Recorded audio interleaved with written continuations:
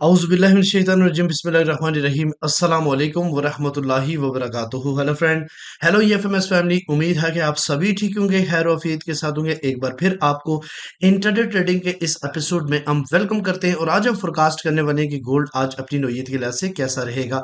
आज फ्राइडे है और आज हम देखेंगे फंडामेंटली मार्केट किस तरह बिहेव करती है और टेक्निकली मार्केट के कौन से इंपॉर्टेंट लेवल्स हैं जहां से आप मार्केट को एज ए ट्रेड बाय या फिर सेल कर सकते हैं। जुड़े रहे हमारे साथ। मैं हूं इरफाक अहमद साकी और आप देख रहे हैं ईएफएमएस ट्रेड। मिलते हैं इस ब्रेक के बाद।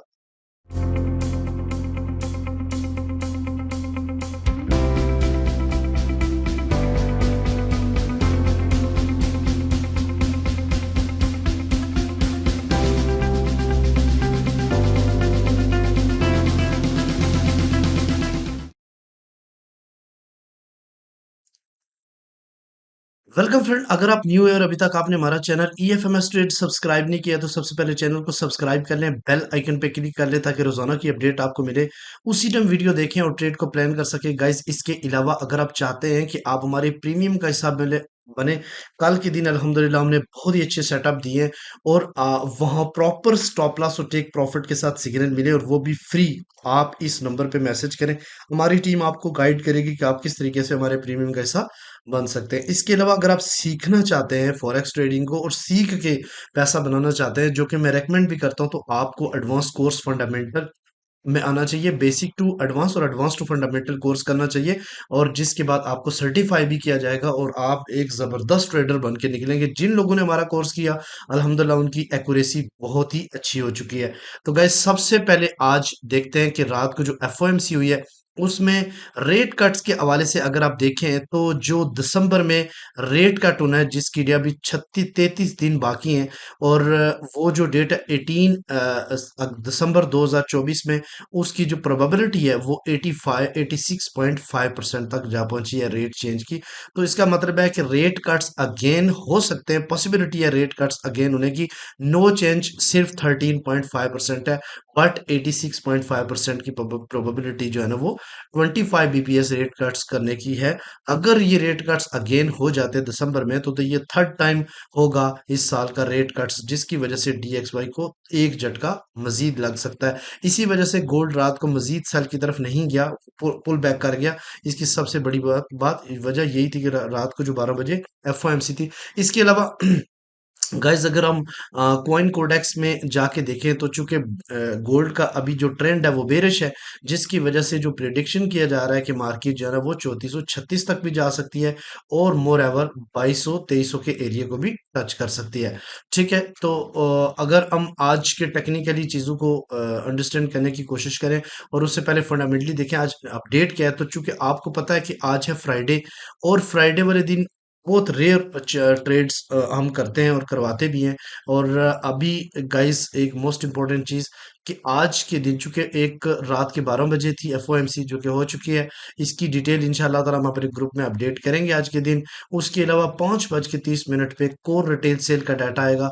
ये भी बड़ा इंपॉर्टेंट डाटा होता है, रिटेल सेल्स का डाटा मंथली। और उसके अलावा empire state of manufacturing index का डाटा आएगा और आज भी यही क्यास किया जाता है कि ये डाटा भी लाइन इन आने के चांसेस ज्यादा है। ठीक है, आप जरा देखते हैं कि गाइस डीएक्सवाई को, लेकिन उससे पहले हम सीपी ट्रेड देख लेते हैं। तो गाइस, सबसे पहले मैं आपको ये बताता चलूं, आज का जो सीपी है 2564.4 है। आज का मार्केट इससे ऊपर है, तो आपको पता है कि हम इससे ऊपर बाइंग को प्रेफर करेंगे। रिजेक्शन लाइन आपके सामने 2572 का एरिया क्रिएट कर रही है और अगर यहां से ब्रेक कर जाती है तो 2580 के ऊपर आप 80% बाइंग प्रॉफिट बुक कर सकते हैं, क्योंकि यहाँ से आगे स्ट्रॉन्ग सेलिंग जोन स्टार्ट हो रहे हैं। और अगर 10% जो है ना वो 2588 के आसपास हम अपना प्रॉफिट बुक करेंगे। अगर गाइस इससे नीचे मार्केट क्लोजिंग देती है 2564.4 से नीचे M30 क्लोज होती है तो रीटेस्ट के ऊपर हम सेलिंग करेंगे। पहला जो टेक प्रॉफिट रहेगा 2557 और दूसरा जो टेक प्रॉफिट रहेगा वो 2545 और देन जो है ना मार्केट का प्रीवियस लो यानी 40 40 और 36 का एरिया। ठीक है, तो ये था सीपी ट्रेड।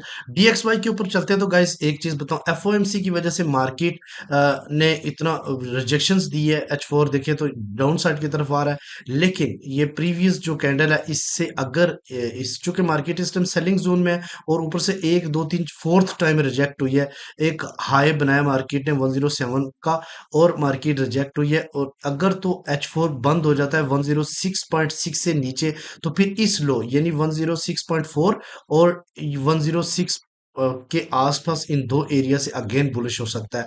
तो मेरा ये मानना है कि पहले स्पेल में यानी यूएस सेशन से पहले जो लंदन सेशन और इनमें मार्केट थोड़ी सी डाउन साइड की तरफ रहेगी, और यूएस सेशन में core retail sales data line in की वजह से अगेन अपना ट्रेंड कंटिन्यू रख सकते हैं। इसके अलावा अगर हम यहाँ पे अगर डेली चार्ट की बात करें तो ये भी रिजेक्शन लाइन पे है, इसको भी एक बार रीटेस्ट करना चाहिए, और ओवरऑल ब्रेकआउट के बाद देखें तो 105 और 105.6 और 7 के आसपास मार्केट को एक बार आके रीटेस्ट करना चाहिए। लेकिन चूंकि अभी इसके स्ट्रॉन्ग बुलिश ट्रेंड है, लेकिन इस वक्त मार्केट जो है ना वो क्या है, सेलिंग जोन के ऊपर, अगर इससे ऊपर क्लोजिंग डे वन की डेली दे देती है तो डीएक्सवाई आने वाले टाइम में मजीद बुलिश हो सकता है। चले डिफरेंट पेयर के टर्निंग पॉइंट में आज काफी ज्यादा चेंजेस हैं गाइस, गौर से देखिएगा। सिल्वर ने अपना ट्रेंड बदल लिया, सिल्वर और बेरिश काफी टाइम से हो रहा था, आज मार्केट का ट्रेंड इसका बुलिश है। 30.3 इसका सीपी है, मार्केट इससे अबव है तो हम बाय को प्रेफर करेंगे। काफी सारे पेयर के ट्रेंड आज चेंज हुए हैं। अगर हम बात करें यूएस आयल की तो यूएस आयल का जो ट्रेंड है वो भी गाइस मैं आपको बता दूं, यूएस आयल का ट्रेंड भी अब बुलिश हो चुका है, लेकिन मार्केट इस टाइम यहाँ पे देखें तो फ्लैट शो कर रही है, अगर नीचे से जाता है तो ट्रेंड ये चेंज कर देगा।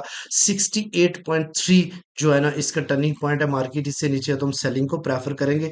उसके अलावा अगर हम जीबीपी यूएसडी को देखें, इसका ट्रेंड बुलिश हो चुका है और 1.26496 के आसपास इसका सीपी है, मार्केट इससे अबव है तो हम क्या करेंगे, बाइंग को प्रेफर करेंगे। यूरो यूएसडी जो इतने टाइम से क्रैश होता जा रहा था, इसका ट्रेंड भी अचानक बदला है, बुलिश हो चुका है। 1.052 इसका सीपी है, मार्केट इससे अबव है तो हम बाय को प्रेफर करेंगे।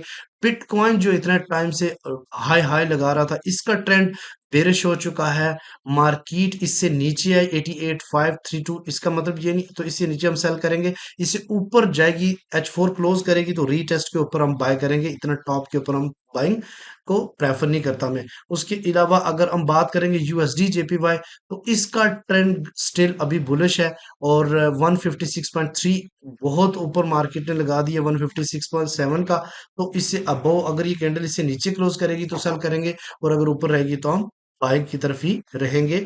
अच्छा, अब आते हैं गोल्ड के ऊपर।